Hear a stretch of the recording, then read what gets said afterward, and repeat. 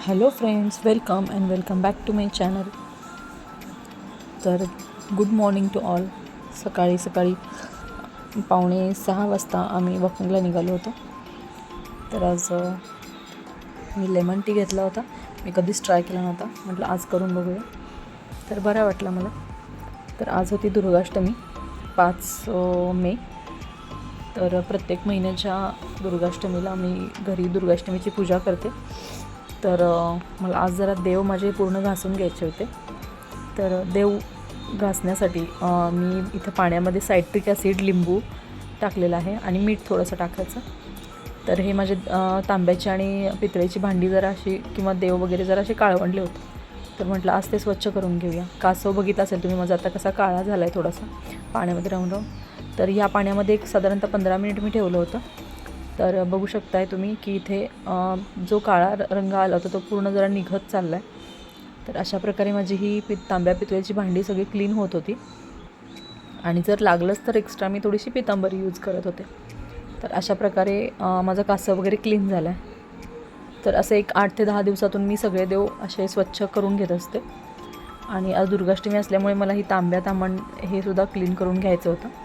तर ते सुद्धा मी त्याच पाण्यामध्ये थोडा वेळ भिजत ठेवलं, एक 10 मिनिटं.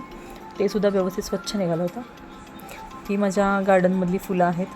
कधी तर 2-3 दिवसातून वगैरे अशी लागतात, कारण कुंडीमध्ये असल्यामुळे जास्त येत नाहीत, तेवढीच सीझनल असतात.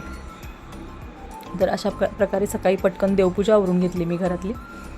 आणि देवपूजा झाल्यानंतर मग बाकीची पण कामं झाली, म्हणजे झाडलोट वगैरे ते झालं. हे देवपूजा झाल्यानंतर देवीला गेले मी, लक्ष्मी देवळाच्या इथे.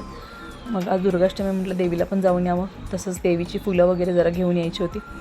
आणि घरचा भाजीपाला पण संपला होता. तर तिथे देवळाच्या इथेच एक भाजीपाला बसतो होतो, त्या भाजीपाल्याकडे गेले, कारण आठवडी बाजारला जायला मला वेळ मिळाला नाही. त्यामुळे मी तिथे जाऊन तो भाजीपाला घेऊन आले. आणि आल्यानंतर मग उरलेली दुर्गाष्टमीची पूजा करायला सुरुवात केली. दुर्गाष्टमीची पूजा ही महिन्यातून एकदा येत असते. साधारणतः पहिल्या आठवड्यामध्ये असते ही महिन्याच्या. तर पूजा करण्याचा विधी मी दाखवते तुम्हाला आज. तुम्हाला माहीत असावा, पण म्हटलं माझी करण्याची पद्धत.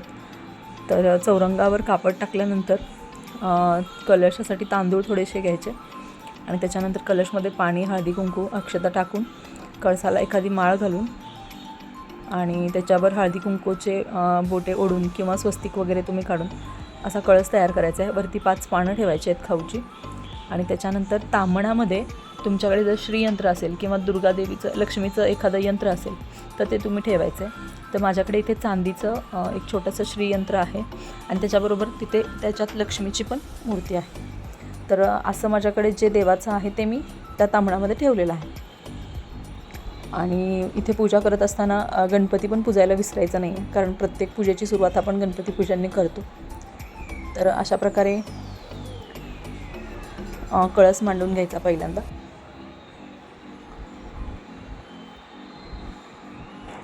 त्याच्यानंतर 5 पानांचे 5 विडे पण करायचे आणि त्याच्यामध्ये 5 वस्तू आपण नेहमीप्रमाणे पूजेला विड्यामध्ये कसं हळकुंड, सुपारी, खारीक, खोबरं आणि बदाम ह्या गोष्टी ठेवतो, त्या सगळ्या ठेवून घ्यायच्यात.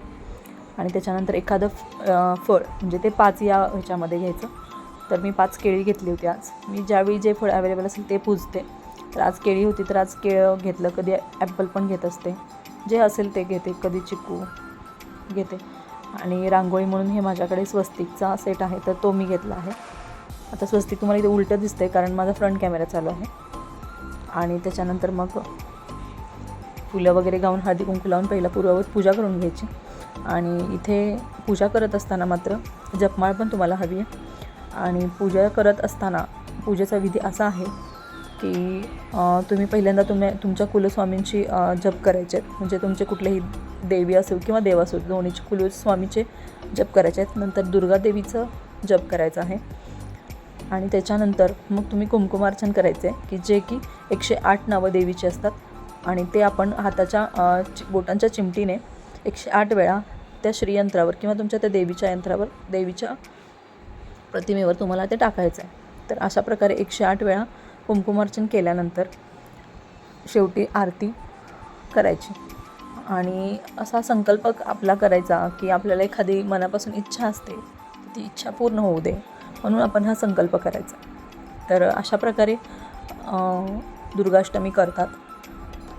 दुर्गाष्टमी ही दर महिन्याला येते, त्यामुळे पूर्ण वर्षभर चालू असते. कधीही केली तरी चालते. आणि तुम्हाला जर कुणाला करायची असेल तर तुम्ही 7, 9 किंवा 11 अशा दुर्गाष्टमीच्या वारांप्रमाणे पण करू शकता. म्हणजे एक ठराविक म्हणजे लिमिटेड आपण म्हणतो ना, जसं की आपण 16 सोमवार केले किंवा 16 शुक्रवार केले, तर अशा प्रकारे तुम्ही 7, 9, 11 अशा प्रकारे पण दुर्गाष्टमी करू शकता. आणि तर अशा प्रकारे माझी दुर्गाष्टमीची आजची पूजा झाली. त्याच्यानंतर संध्याकाळचं रेग्युलर माझं रुटीन चालू होतं, स्विमिंग, मुलांचं, बाकीचं जे काय आहे ते. तर अशा प्रकारे माझा आजचा दिवस गेलेला आहे. आणि आज स्विमिंगमध्ये पण फ्लोटिंग घेत होते. पाण्याची भीती तर होतीच, आज पण फार भीती वाटत होती. तर बघू उद्या काय होते. भेटू तर उद्याच्या ब्लॉगमध्ये. बाय.